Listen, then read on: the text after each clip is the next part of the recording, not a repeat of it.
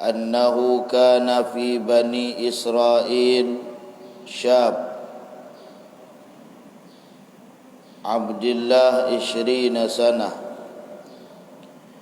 thumma asahu 20 sana thumma qala ya rabbi abadtuka 20 sana wa asaituka 20 sana afa in raja'tu ilaika ya rabbi taqbalni fasami'a qailan yaqul wala yara syakhsuhu ahbabtana fa ahbabnak wa taraktana fa taraknak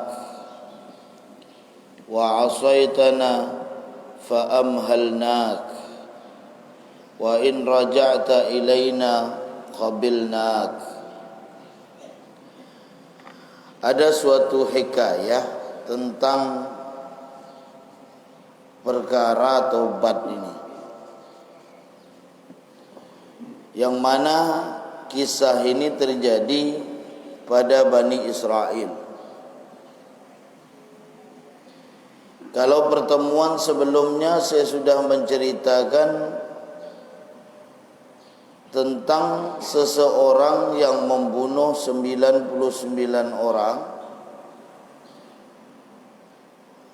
kemudian dia ingin bertobat kepada Allah Subhanahu wa taala, datang kepada seorang rahib, karena kisah ini terjadi pada Bani Israel. Maka kemudian rahib itu berkata, taubat engkau tidak diterima oleh Allah Subhanahu wa taala. Maka dibunuhnya rahib itu, digenapkannya lah ke 100. Kemudian datang lagi kepada seseorang yang keilmuannya lebih tinggi, pemikirannya lebih luas, untuk bertanya, dengan bunuhan 100 orang yang telah dibunuhnya itu, dan ia ingin bertobat kepada Allah, apakah bisa? Maka dijawab ahli ilm tadi, qala na'am, ya. Wa man yahulu bainaka wa bainat tauba intalik ila ardin kadza wa kadza. Adapun yang ada di sekitarmu dan di antara tobatmu, ini kau harus pergi ke suatu negeri, dijelaskannya begini dan begini, ya. Yang mana negeri itu adalah tempat seorang ibadah kepada Allah. Maka dia pun pergi, tapi belum tiba kepada negeri itu, kemudian meninggal dunia. Maka malaikat azab berkata, wa qalat malaikatur rahmah. Pertama, malaikat rahmat berkata, innahu qad ja'ana taiban wa muqbilan biqalbihi ila hadhil ardh. Sesungguhnya ia telah mendatangi kami dalam keadaan taubat dan telah menghadap dengan hatinya untuk menuju ke negeri itu. Lalu satu malaikat lagi, malaikat azab, wa qalat malaikatul azab innahu lam ya'mal khairan qat. Sesungguhnya ia tidak ada amalan kebaikan sama sekali. Maka subhanallah, dua malaikat yang saling memperebutkan daripada seorang pemuda yang telah membunuh 100 orang dan kemudian bertobat kepada Allah Subhanahu wa taala tadi. Yang satu mengatakan ini adalah haknya saya, kata malaikat rahmat, karena dia sudah tobat kepada Allah Subhanahu wa taala dan dia dengan hatinya berniat untuk pergi ke negeri itu. Lalu malaikat azab mengatakan, Permasalahannya adalah belum ada kebaikan yang dilakukannya sama sekali. Setelah dia bertobat kepada Allah, belum ada kebaikan yang dia lakukan. Maka dengan terjadinya sesuatu perbedaan daripada dua orang malaikat ini di antara malaikat rahmat dan malaikat azab, maka Allah pun mengadilkan dari keduanya. Bagaimana cara Allah mengadilkannya? Faja'ahum malakul maut fi surati adami faja'aluhu hakman bainahum. Ya. Maka Allah pun mengutus kepada mereka malaikat maut. Malaikat maut yang membentukkan tubuhnya seperti manusia. Apa tujuan malaikat maut itu? Menjadi hakim di antara dua malaikat, yang satu mengatakan bahwasanya ia telah mendapat rahmatnya Allah, yang malaikat azab mengatakan tidak. Maka malaikat Israel, malaikat maut yang menyerupai dengan wujud manusia itu mengadili daripada keduanya. Apa kata malaikat itu?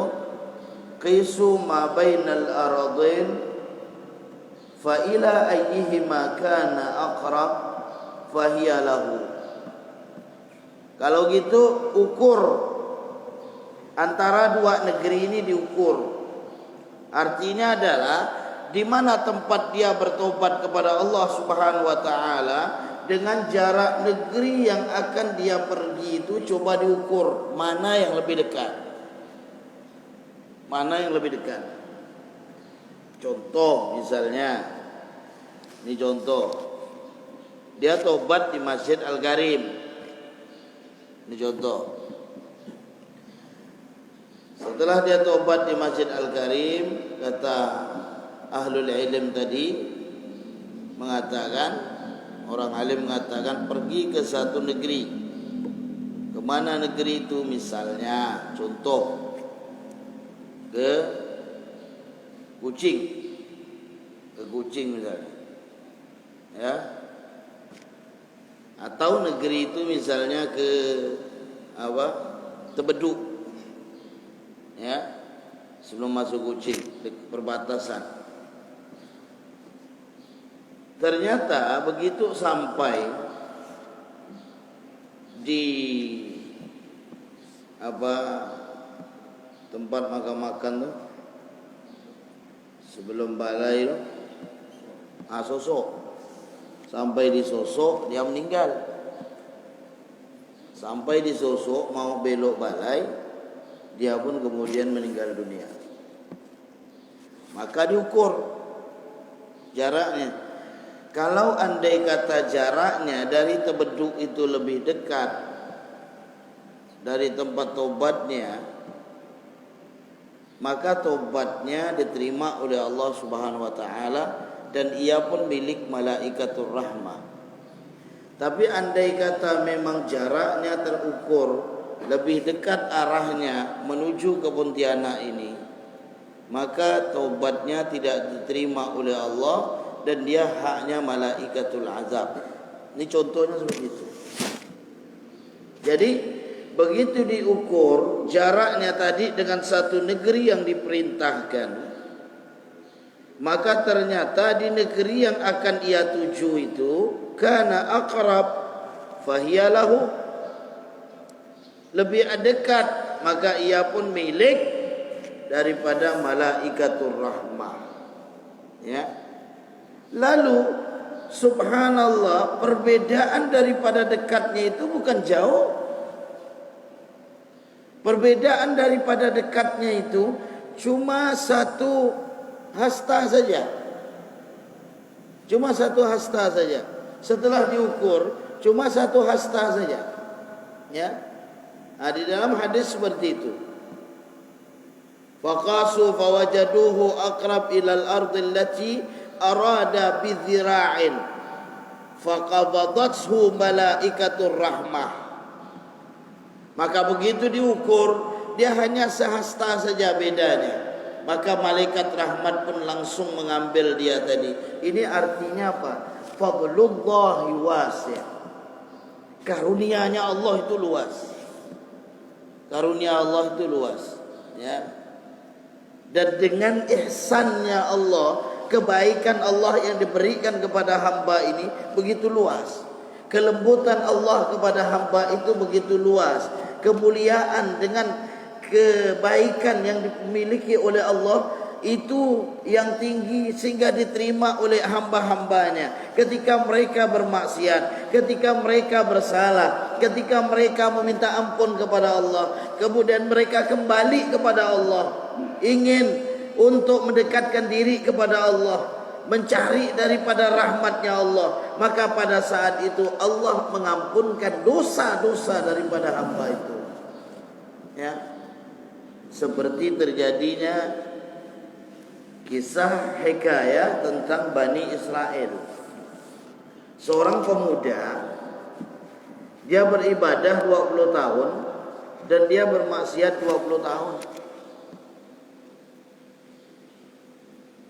Lalu setelah itu terbukalah dalam pikirannya untuk sadar.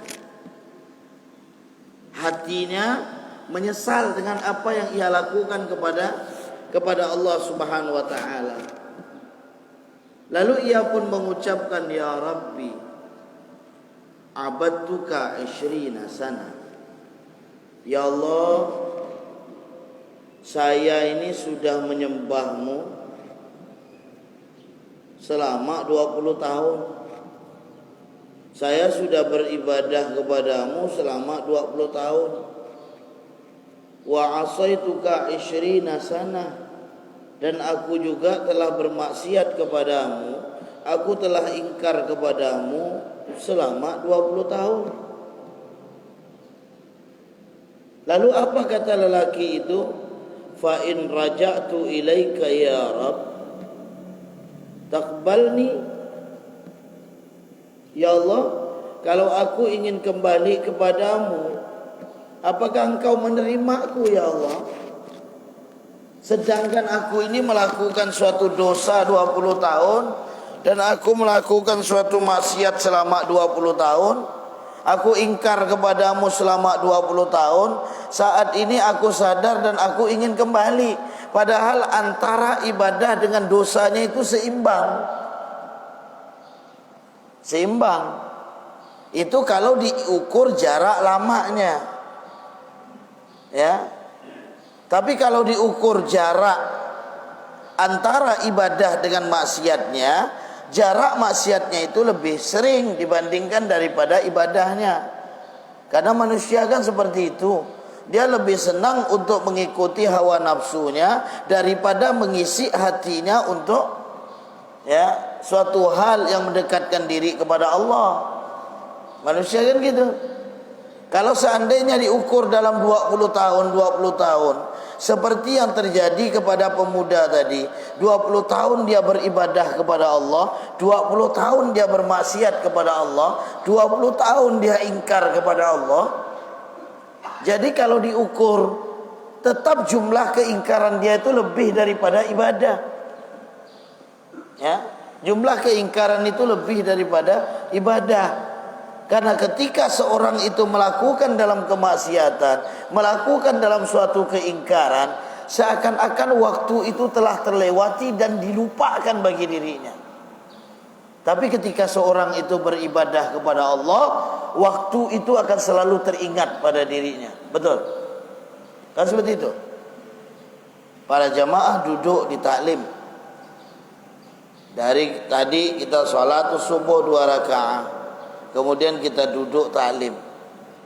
Waktu itu selalu pandangan bagi jamaah yang ada di papan itu. Dan mungkin setiap 2-3 menit sekali nengok jam. 2-3 menit sekali nengok jam. Ya. Termasuk bagi saya sendiri, waktu adalah bagian pandangan. Berarti jarak kita ibadah itu selalu teringat akan waktu. Tapi ketika kita maksiat kepada Allah, waktu itu terlupakan. Tanpa melihat jam berapa. ya, adanya kita. Tapi ketika duduk di dalam suatu tempat kebaikan, selalu kita dimainkan dengan waktu. Nah, maka di sini pemuda tadi dia pun mengatakan, ya Rab, saya ingin kembali kepadamu. Ya Rab, saya ingin untuk menjadikan dalam suatu kemaksiatan itu diganti dengan kebaikan di hadapanmu. Takbaluni, apakah engkau menerima aku apa tidak? Kembalinya aku ini diterima apa tidak? Fasami'a qailan yaqul, maka dia pun mendengar suatu perkataan, seseorang berkata, wala yara syakhsuhu ahbabtana fa ahbabnak, aku tidak melihat orangnya, ya, aku tidak melihat seseorang yang mana engkau telah mencintai kami, maka kami pun telah mencintai engkau. Engkau telah meninggalkan kami, wa taraktana fatarakna, maka kami juga akan meninggalkan engkau. Wa asaitana fa amhalnak, engkau telah bermaksiat kepada kami, engkau telah melakukan keingkaran kepada kami, fa amhalnak, maka kami pun mengabaikan engkau. Wa in raja'ta ilaina qabilnak, dan jika engkau kembali kepada kami, maka akan kami terima. Maka kemudian doa yang selalu dilantunkan oleh para ulama, para salihin, para waliullah, apa doa mereka? Allahumma rzuqna husnal inabah bijahin nabiyyi sahibis syafa'ah ya rabbal alamin. Ya, ini doanya. Allahumma rzuqna, Allahumma rzuqna husnal inabah, husnal inabah bijahin nabiyyi, bijahin nabiyyi sahibis syafa'ah, sahibis syafa'ah ya rabbal alamin. Ini doanya para wali nih, ya. Mereka kalau sekali melakukan dalam suatu kesalahan kepada Allah Subhanahu wa taala, maka mereka akan menggandengkan, ya, permintaan pengampunan mereka kepada Allah dengan kemuliaan Nabi Muhammad sallallahu alaihi wasallam. Karena seorang pendosa nanti ketika di akhirat mereka akan memerlukan Nabi Muhammad. Karena kata Rasulullah, syafaati li ahlil kabair, ya, syafaati li ahlil kabair. Antum kalau masuk ke Masjid Nabawi dari pintu Babus Salam, mau masuk ke gerbang Raudhah, di situ ada tulisan, ada tulisan ma baina baiti wa minbari raudhatun min riyadil jannah. Kemudian ada juga tulisan syafaati li ahlil kabair, syafaatku untuk para pendosa. Dari siapa? Dari umat-umatku akan diberikan oleh Allah. Maka mereka pun berdoa dengan ucapan bijahin nabi, bijahin nabi. Ya Allahumma rzuqna husnal inabah, artinya adalah, ya Allah berikan kami tempat kembali yang terbaik, ya.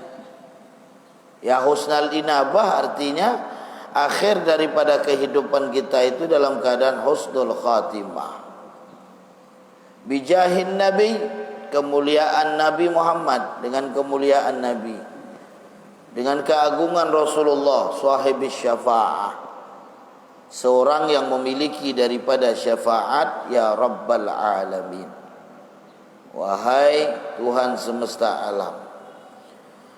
Wa qala Rasulullah sallallahu alaihi wasallam, dan Rasulullah bersabda, la yu'minu ahadukum hatta yakuna hawahu tabi'an lima ji'ta bih. Tidak sempurna keimanan salah seorang di antara kalian sampai ia menjadikan nafsunya, keinginannya, hawanya mengikuti dari apa yang datang kepadanya. Artinya adalah tabi'an lima ji'ta bih, artinya min hadhihi syari'ah al-mutahhara al-kamilah. Artinya adalah dia mengikuti keinginannya dengan apa yang datang dari segi syariah yang disucikan oleh Allah Subhanahu wa taala, syariah yang sempurna.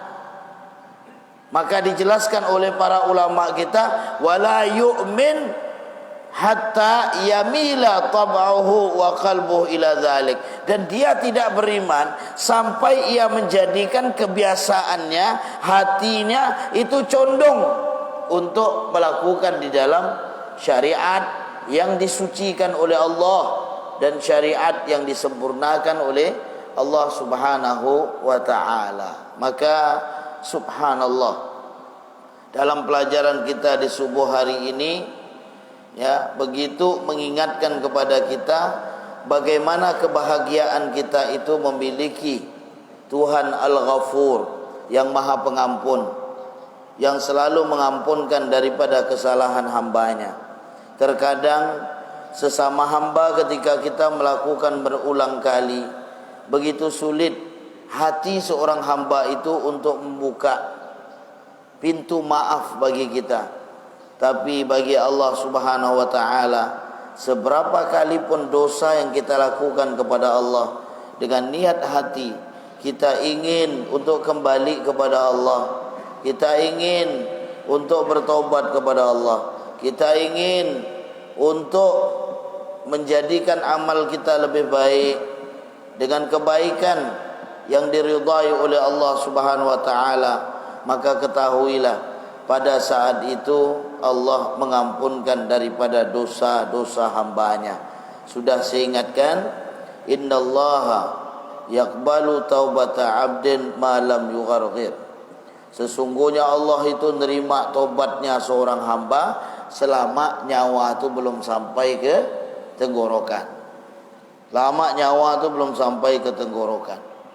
Jadi ketika bertobat kepada Allah Subhanahu wa taala, seperti pemuda tadi, tahu-tahu belum ada amal kebaikan tapi sudah diterima tobatnya oleh Allah Subhanahu wa taala. Ini mengingatkan kepada kita, tubu ilallah, bertobatlah kepada Allah Subhanahu wa taala. Apapun dari segi kesalahan dan dosa-dosa yang kita lakukan kepada Allah Subhanahu wa ta'ala, karena sesungguhnya Allah Maha Pengampun, Allah Maha Pengampun. Salah satu jalan, amalkanlah istighfar. Istighfar tak perlu panjang. Astaghfirullah, astaghfirullah, astaghfirullah, astaghfirullah. Mau ditambah astaghfirullahalazim, astaghfirullahalazim, boleh. Mau baca Sayyidul Istighfar juga boleh. Allahumma anta rabbi la ilaha illa anta khalaqtani wa ana abduka wa ana ala ahdika wa wa'dika mastata'tu a'udzubika min syarri ma sana'tu abu'u laka bi ni'matika alayya wa abu'u bi dzambi faghfirli fa innahu la yaghfiru dzunuba illa anta. Mau baca itu juga boleh, bahkan lebih afdal. Ini adalah Sayyidul Istighfar. Maka perbanyaklah. Andaikan Nabi Muhammad itu istighfar satu harinya paling sedikit itu 100 kali. Dalam hadis riwayat Imam Muslim, kalau dalam hadis riwayat Imam Bukhari itu 70 kali. Andaikan Nabi Muhammad segitu, seorang yang maksum, seorang yang bersih dari segala dosa, bagaimana dengan kita? Maka kita harus lebih daripada 100 kali. Dalam keadaan apapun bisa istighfar. Duduk gini bisa, kalau tidak lidah hati. Jalan balik bisa istighfar. Sambil pergi ke kantor bisa. Istighfar tidak bayar. Istighfar tidak harus dalam keadaan suci, ya, dalam keadaan kita terbebas dari hadas kecil maupun hadas besar. Tidak, istighfar bebas kapanpun, asalkan tempat yang muhtaram, tempat yang mulia. Jangan dalam WC istighfar. Masuk WC astagfirullah, astagfirullah, astagfirullah. Jangan.